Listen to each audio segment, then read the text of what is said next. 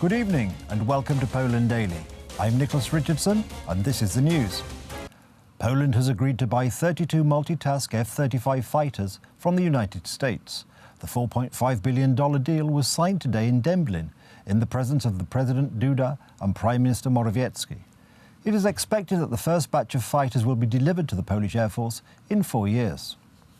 The fact that we can purchase these fighters today and make them part of the most modern Polish military in history is thanks to our North Atlantic Alliance membership. This alliance is reliable and trustworthy, and it realizes its goals. In short, it's a reliable partner for us.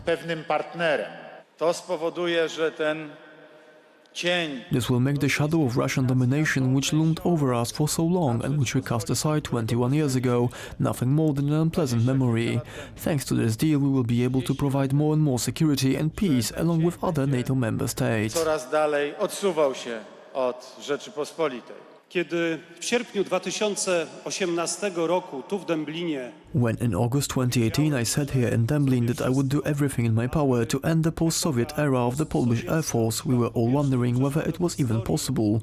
Today we know it was. Today the Polish Air Force begins a new chapter in its modernization. możliwe. Dziś słowa zamieniły się w rzeczywistość. We are proud to share the very best U.S. defense technology with our Polish partners in support of collective defense interests.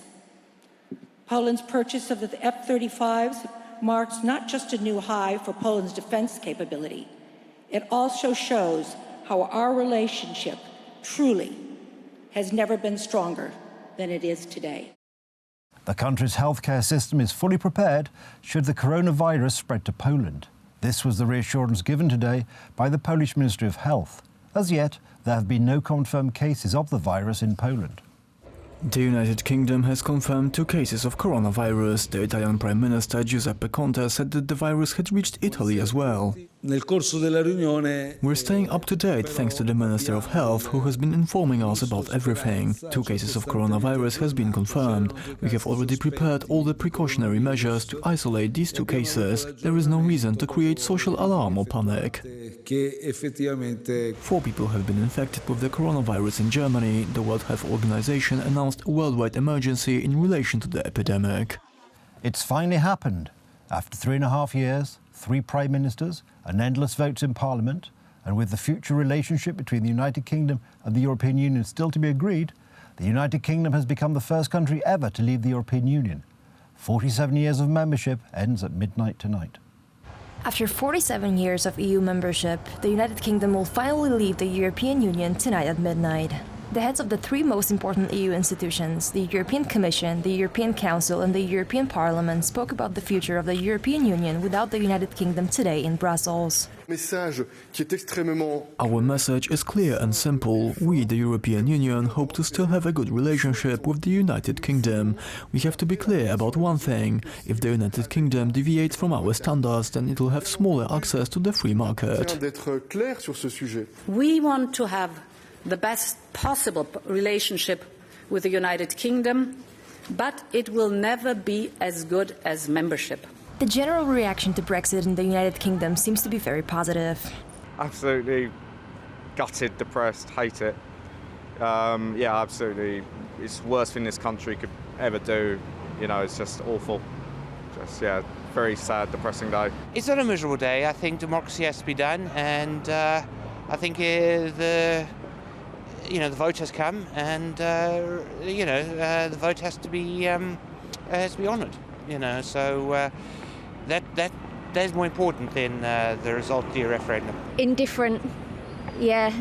A long time coming. I think I'm probably glad it's just all over with now.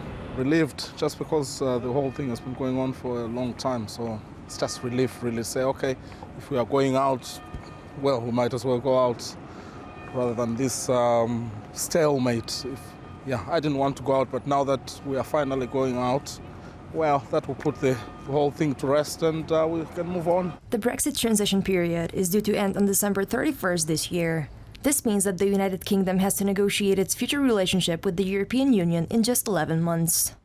Hungarian security officers fired 3 warning shots after a group of about 80 migrants tried to storm the country's border fence near the famous Rishka checkpoint on the border with Serbia. The same checkpoint was also the scene of the massive attack on Hungarian border guards by hundreds of migrants in 2015, which prompted Prime Minister Orban to build a fence along Hungary's southern border. Security camera footage played during the news conference showed people running up to the Roshka crossing at about 4:30 GMT on Tuesday and climbing over a fence. This event that happened during the night was an unusually violent attempt of a group trying to break through, committed by young men in a visibly organized manner with a violent way at an emblematic location. I am saying it is emblematic because you can recall that in 2015 a similarly violent breakthrough attempt was made. Hungarian police turned back dozens of migrants who tried to force their way through a checkpoint on the EU member state's southern border with Serbia, officials told journalists at a news conference on Tuesday. We turned back everyone in 2 minutes. Those who tried to escape we arrested. We have video footage of this, how they approached the border. They could manage to get across the border 60-80 meters. I think it would be difficult to do more at 400 kilometers Schengen border. The migrants themselves complain about police brutality. My friends, they tried to cross the borders, and the police of Hungary, they react badly about that. They hit them and they broke their phones. They said some words, bad words with racism for the Arabs people. Serbian police said later they had arrested 37 people for trying to cross the frontier illegally. There are thousands of migrants stuck in Serbia, with more than 6,000 migrants living in government-operated camps. I was running and they were trying to scare me and they started to shoot bullets. I didn't stop. Later 5 of them caught me and they started to hit me, causing injuries to my chest. Prime Minister Viktor Orban subsequently ordered a steel fence erected along Hungary's frontier, curbing arrivals. But migrant traffic started increasing again late last year, and there are currently several hundred attempted illegal crossings per week.